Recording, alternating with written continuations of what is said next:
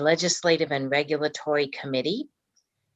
With me today is Commissioner Linda Croom, and the two of us will be the commissioners participating as a committee today.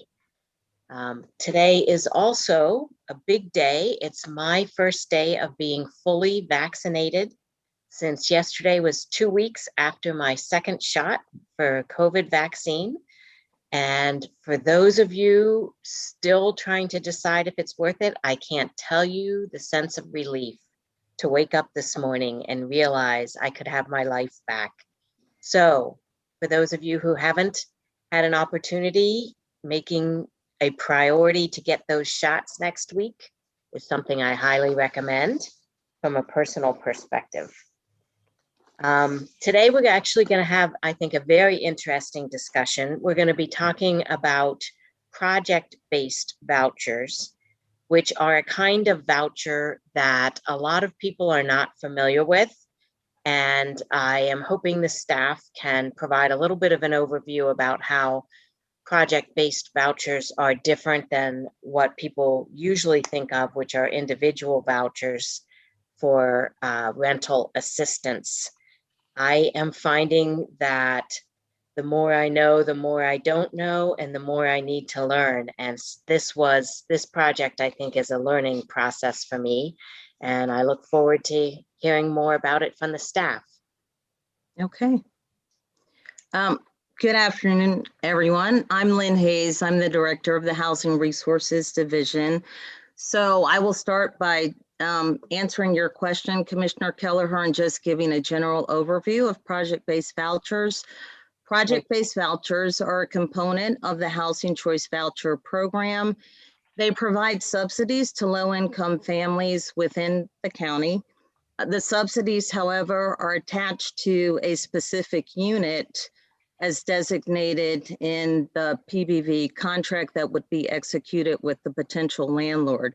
The subsidies are not transferable, unlike a traditional voucher, which is transferable anywhere in the United States. The subsidy is tied to a particular unit, and the PBV contract is not on behalf of an individual tenant, rather it's on behalf of all of the units designated in the property, in the project, and it can be for a term up to 20 years. So there is a little bit of differences and similarities in terms of project-based and tenant-based vouchers. Project-based vouchers are awarded through a competitive selection process. The selection entails reviewing compliance with HUD regulations located at Title 24, Part 983 of the Code of Federal Regulations. The selection process also includes determining that the property is an eligible housing type. The process includes determining that we are in compliance, or there's a compliance with the cap on the number of project-based vouchers that are awarded per project. So there's a cap. A PBV property can have no more than 25 project-based units, or 25% of the units in total. It's the greater of the two.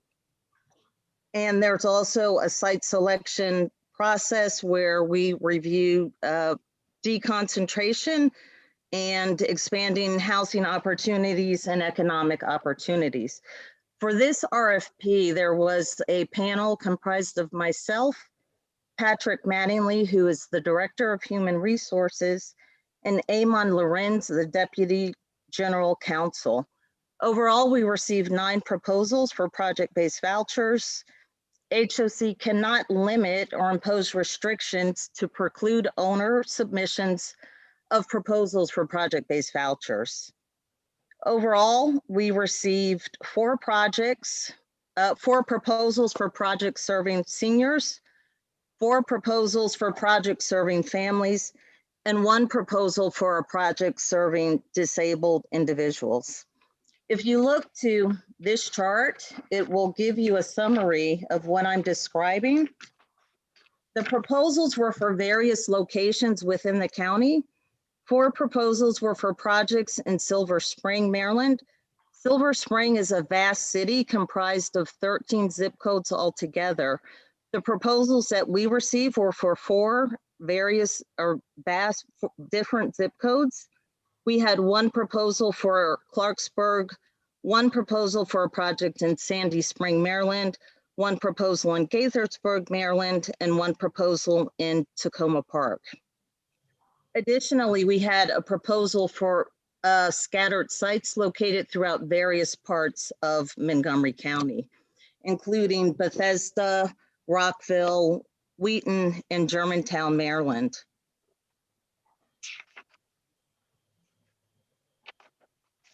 The panelists took great lengths. We received 9 proposals again altogether.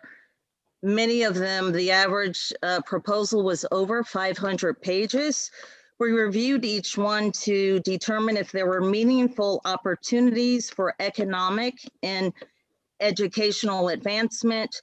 We looked at the poverty rate in each area to determine if it was a low poverty area where the project is being built, low poverty being a poverty rate of 20% or less.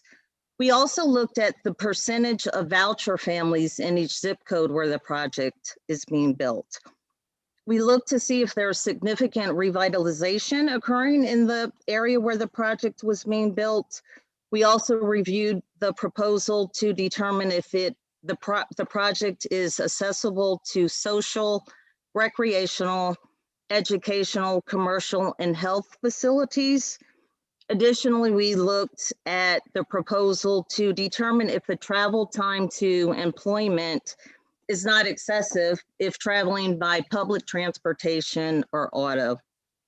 I wanted to take the time to just highlight some of the proposals that we received, starting with the highest scoring proposal, which again, if you go to the exhibit, thank you. You can see the highest scoring in order of highest score to the lowest. And I'm going to ask Patrick and Amon to just chime in. But the first one is Green Street Housing, which had an average score of 96 points.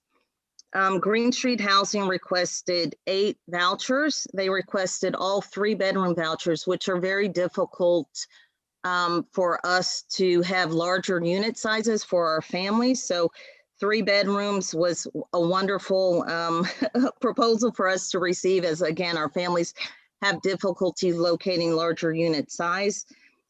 This building is certified with the National Green Building Standard. It's a low density property. There's a community center with free high-speed internet. There is a large courtyard with on-site recreation, a parking garage under the building. They have 9 set-aside units for non-elderly disabled families. And they also have a 9% low-income housing tax credit financing reserved for families with incomes of under 60% of the AMI. Patrick or Amon, do you want to add anything or highlight anything that I may have missed? I think you pretty much covered it. It was a very good submission. All the packets were well done, and you can tell that the people submitting to the RFP spent time and energy. And it did take a lot of time, as you indicated before, Lynn, in reviewing all the packets. But that one was indeed a joy to go through. It was very nice. Sure, Lynn. Yeah, for this, the highest scoring and also the second highest scoring were both developments that received 9% tax credit awards. And just for explanation, those are competitive awards granted by the state of Maryland through their Department of Housing and Community Development. And it's indicative of, it was a superior proposal across the whole state, and also clear evidence of financial strength for the property. Okay, thank you. The next proposal for Enterprise Community Development received an average score of 87 points. This project was a little bit unusual. So it's a combination. There was an existing building already, and then they're building a new building as well. So it's two. It's a rehab of a current unit, but also building a new unit as well. This project is located in the Long Branch sector of the county, which is a community revitalization plan approved and adopted by the Montgomery County Planning Department and also the Montgomery County National Park and Planning Commission. So there's a lot of significant revitalization occurring in this area.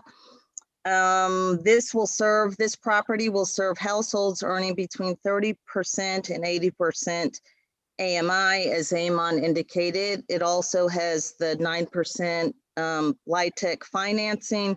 There's a resident services team on site to connect residents to economic security, child and youth development, health and wellness, and aging in the community.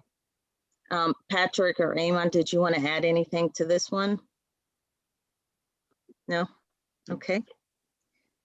All right. The third project is for MHP or Hillwood Manor, who they received an average score of 84 points.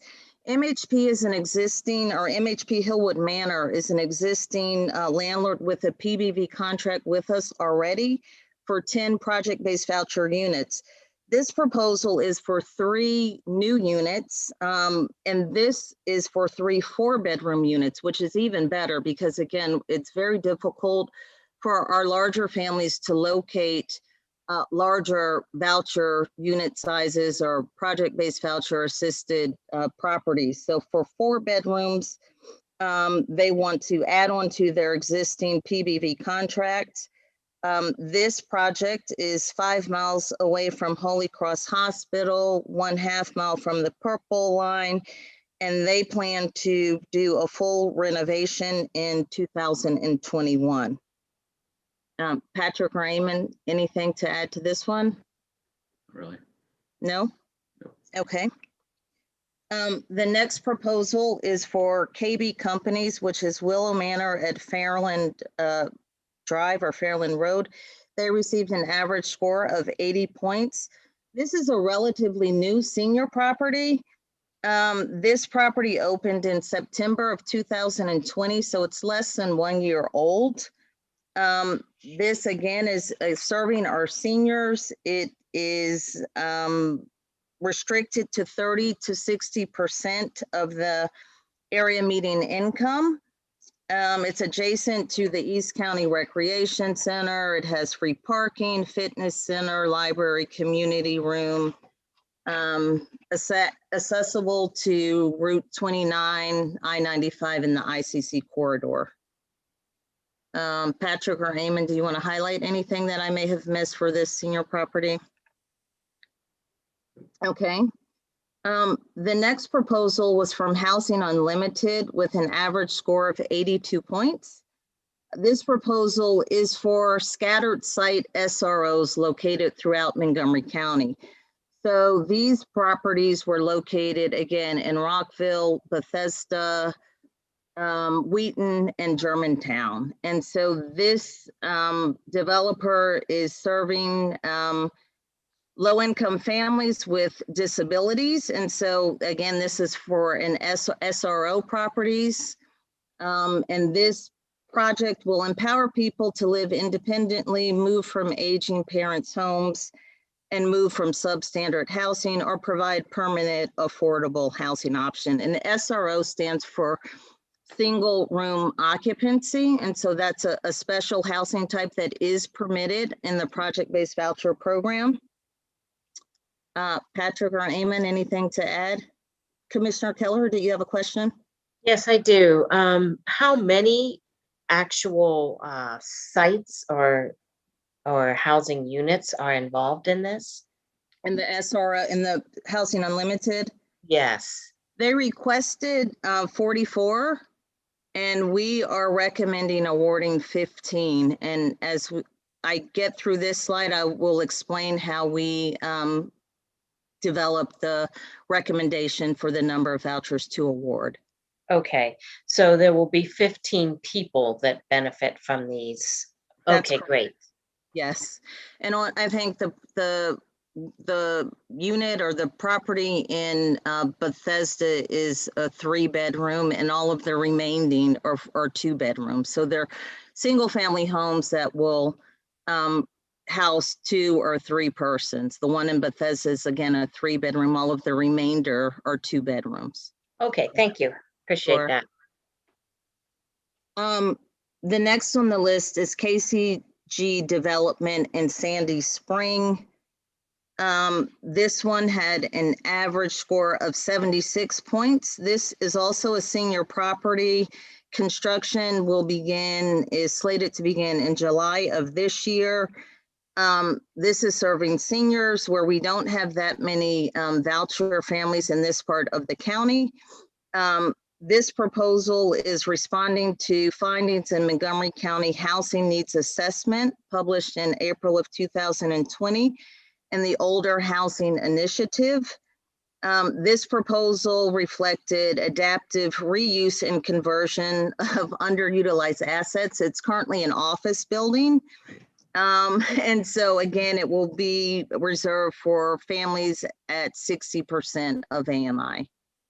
So this is an adaptive reuse? Yes. Okay, great. Patrick or Amon, anything to add? Yeah, Okay. I want to add one thing for the Housing Unlimited and one for this. For the Housing Unlimited, I just wanted to clarify that in part of this conversation, the addresses for the particular sites aren't determined, but when we enter into the contract, we have the ability to select the individual sites and what the criteria is for how we select those sites. Do you want to say what it is? Yeah, well, yeah, I can say it, which is we wanted to look at the highest quality site, but also specifically to make sure that we chose sites in various parts of the county. So they wasn't concentrated in one area, but that we chose different sites across the region. Thank you. Oh, okay. This is Commissioner Croom. I'm sorry, I didn't mean to cut you off. So this average score, who scored this? That's where I'm confused at. Myself, Patrick, and Amon. So the 3 of us were the panelists that reviewed each proposal. And each proposal was 500 pages or more. So it was a very a cumbersome job. And I thank Patrick and Amon for taking this on and reviewing these with me. Okay. It took us some time, but the 3 of us, and so that's why they're on the call and providing their insight, because they reviewed the proposals with me. Okay. Okay. I think the next one was Kirby Development that we were on. Yes. Okay, so Kirby Development is also a new construction senior property. This one also, we don't have that many families. This is in Clarksburg.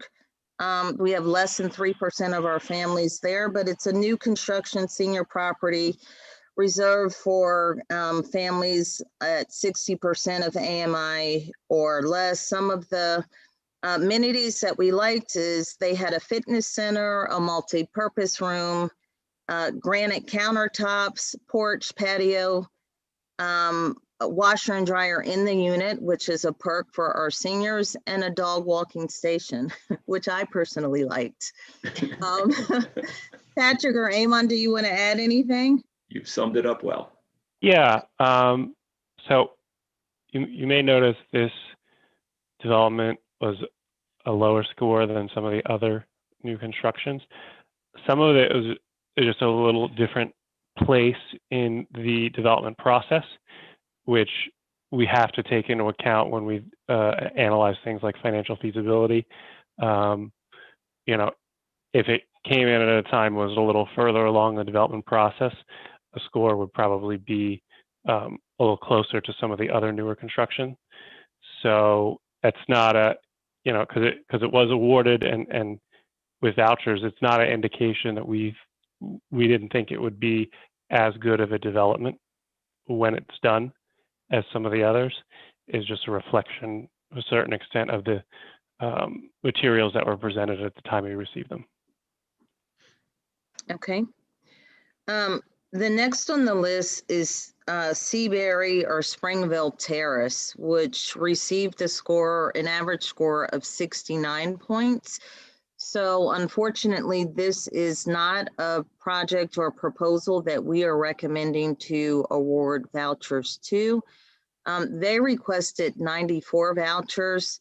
This project is in downtown Silver Spring. In the height of downtown Silver Spring, it's a senior property. However, their request for 94 vouchers, they were requesting all efficiencies, which are often turned down by our customers. Efficiencies are units that are hard to fill. This project also is a congregate care facility. And so we have one experience with one other project that is a congregate care facility, but we often have difficulty in filling those units as well. So congregate care is where the customers are required to receive meal service, and the meal service is not covered by the project-based voucher subsidy.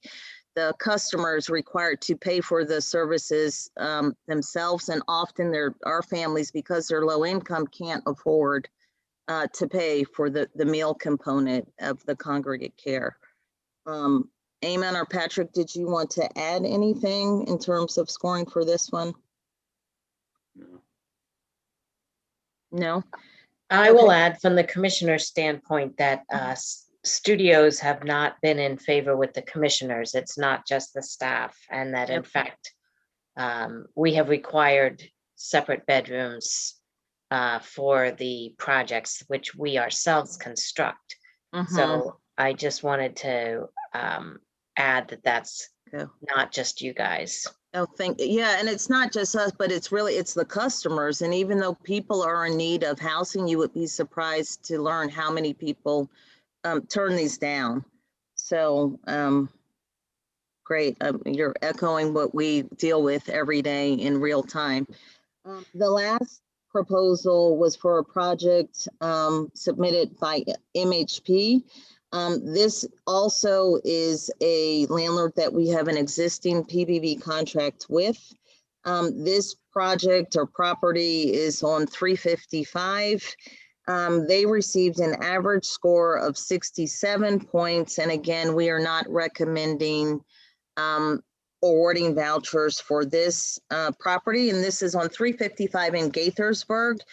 This is a project that they would like to renovate. We were a little unclear as to the timelines. The proposal indicated 2 to 3 years. However, our application indicates that the units must be ready in no more than 24 months.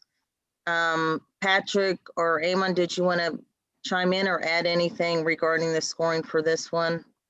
No, they spoke about renovation, but there was no commitment in their packet to renovation either. It was like, we're thinking about it. And so I think that also affected us. Okay. Eamon, anything or to add? Yeah, that's right. Okay. Okay.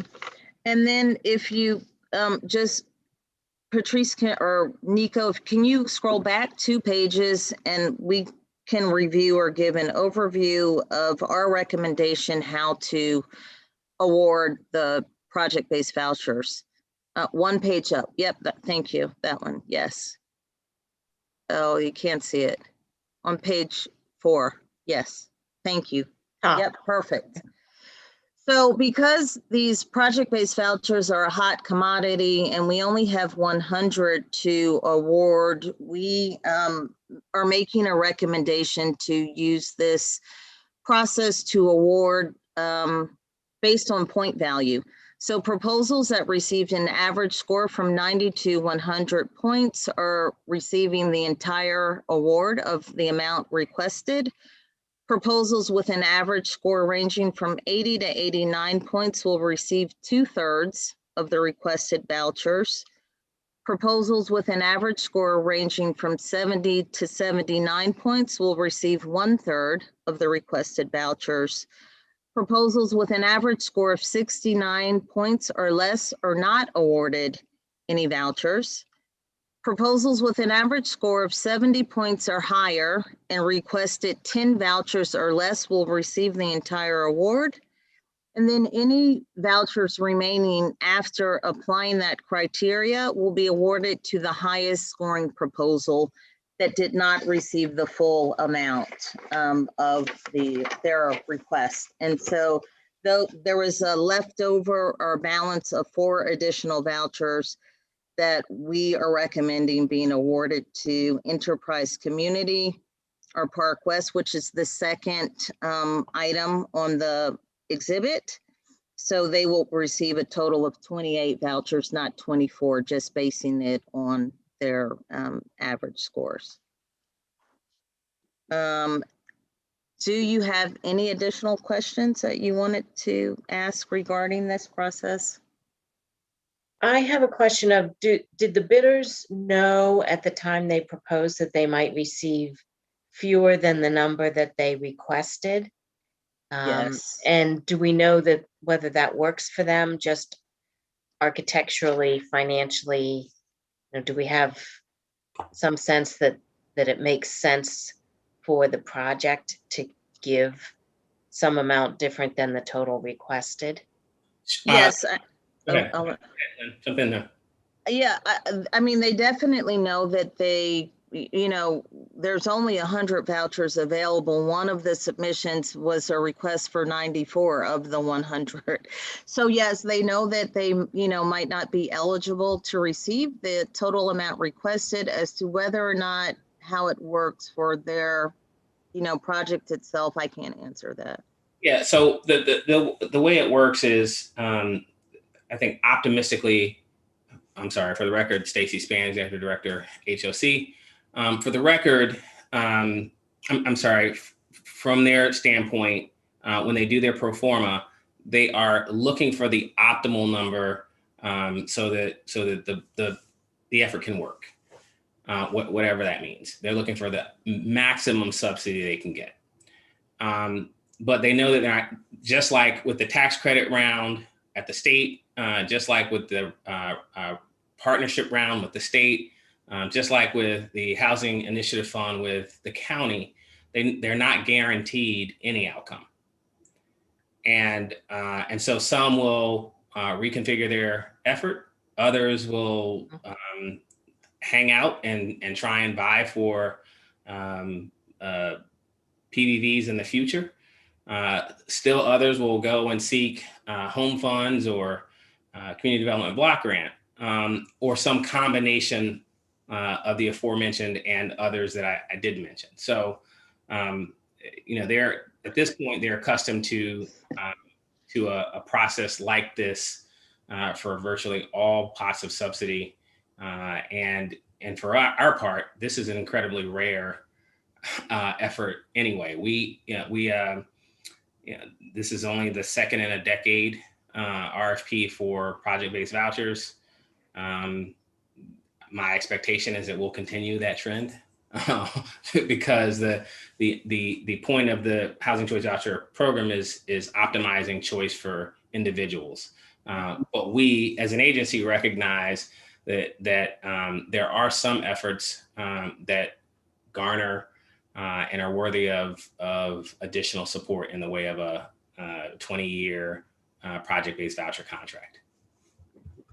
And just to add, we don't receive any additional funding for these project-based vouchers. The funding is utilized from our funding that we receive for our allocated housing choice vouchers. Okay. Lynn, Yes. I'm looking here. How you doing? I'm looking here. Proposals that received an average range from 70 points to 79 points receive a third of the requested vouchers. Now, and then you have here proposals with an average score of 70 points or higher and requested, requested 10 vouchers or less receive the entire award. I'm a little confused now. 70 to 79, you'll get a third of whatever you requested. That's correct. On the 70 points or higher, we just received 70. I'm sorry, you just received 10 vouchers or less. to So- receive the entire award. So I'm a little confused on Okay. that one. Okay, so Nico, can you go back to the exhibit for me, Yeah. please? The last page, thank you. So if you look at the exhibit, Commissioner Croom, if you look at 70. Housing Unlimited, which is, I think, the 5th one down. Yeah. They had an average score of 79 points. They requested 44 vouchers. Right. We didn't give them all 44. We're only recommending that they receive 15 vouchers. That's If the you look, third. right, if you look a little to the second one or look right underneath it, KCG Development, they received an average score of 76 points, which is within that same range. However, they requested less than 10 vouchers. They only requested 8. 8. So we're giving them the full 8. That's what that last bullet is saying. Because Oh, they requested okay. less than 10.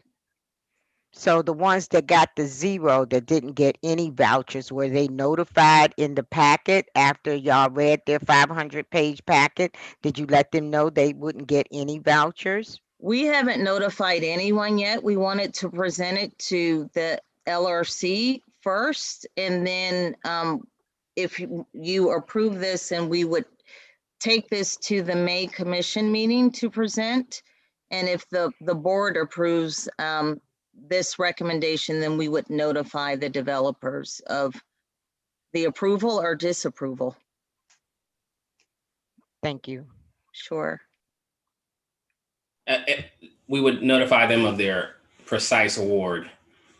For some of them, that'll be 0. That is a very good quirk that you brought out, Commissioner Croom, that in fact there does turn out to be one bidder in the 70s score range who would get their full request because the request was under 10 units. So thank you for pointing that out. Yeah, I just wanted to point out that the approach Lynn lays out then allows us to distribute vouchers to a greater number of developments that scored as eligible to receive vouchers. So that is a benefit to deconcentrate property and support multiple developments. Right. And then also, for those smaller ones, it's more administrable, right? To if you gave a third to someone that requested 8, right. that's a difficult award to administer. And the one with 3, that they have existing vouchers, so that would be in addition to an existing contract. Right. I see. So the administrative portion of that would not be just spread over 3 vouchers. It would be spread over the complete complement they'll end up with. Correct. But I'm looking at the developers with the high score. They didn't really ask for that many vouchers, from what I see. Some of them did. Green Street, correct. At least, right. But I want to point out, and there's always a lot of back and forth. I mean, look, if we put out 2,000 project-based vouchers, folks would try and figure out how to get 2,000. We don't have 2,000. We're probably never going to put out 2,000.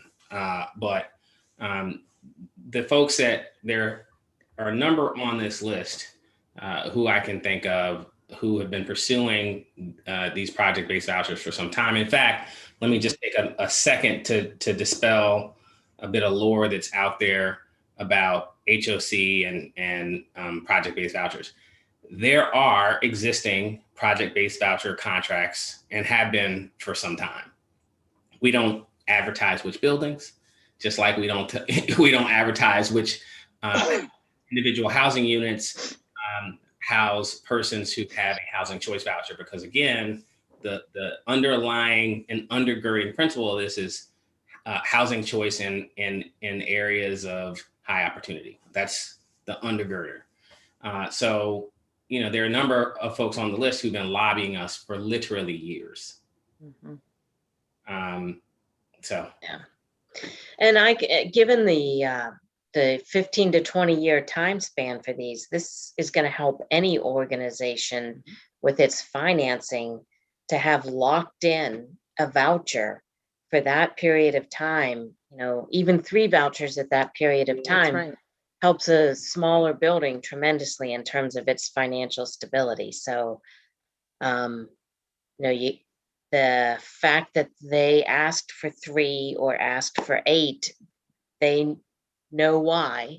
That's theirs, and it sounds as if you guys have done an incredible job of identifying characteristics of the communities, such as the number of bedrooms, a half a mile from the purple line, these various distributions geographically, which all help meet aspects of our mission. So I'm very impressed with the amount of homework that has gone into this, and appreciate your teaching us about all these quirks, because Thank you. most people, and myself included, you say voucher, and I think individual voucher, and these operate under a very different set of rules and constraints in terms of how we approach it. So thank you very much. They do, and they're ever evolving. The initial PBV contracts were for a term of 10 years. Then HUD changed it to 15 years, and it's now 20 years. And the contract after the 20-year expiration can be extended for another 20 years. And you can do that for the full 20-year term or incrementally, but for an average or an overall term of 40 years if you do a 20-year extension. So like you said, Commissioner Kelleher, it is, a tremendous long-term financing benefit for these developers. Yeah. And for some of the residents that move in, that's a generation. That's right. You can have a generation stay in a unit that's affordable in a good location. So that makes a huge difference in the stability in a lot of people's lives as well. Sure. Okay. Do you have any additional questions, Commissioner Croom? No, not at all. Okay. Then I suppose you are looking for us to indicate whether we would agree with you that this should go to the full commission. Yes, please. Okay, and I see we have here a memorandum. Do we have a resolution number? No, I guess the resolution numbers come at the full commission. So I will just ask if there's a motion that we agree to staff's recommendations related to distribution of 100 project-based vouchers in response to RFP number 2232. So moved, Commissioner Keller. And I will second it. All those in favor say aye. Aye. Aye. So it's unanimous. We agree that this recommendation should go before the full commission at its next meeting. Thank you.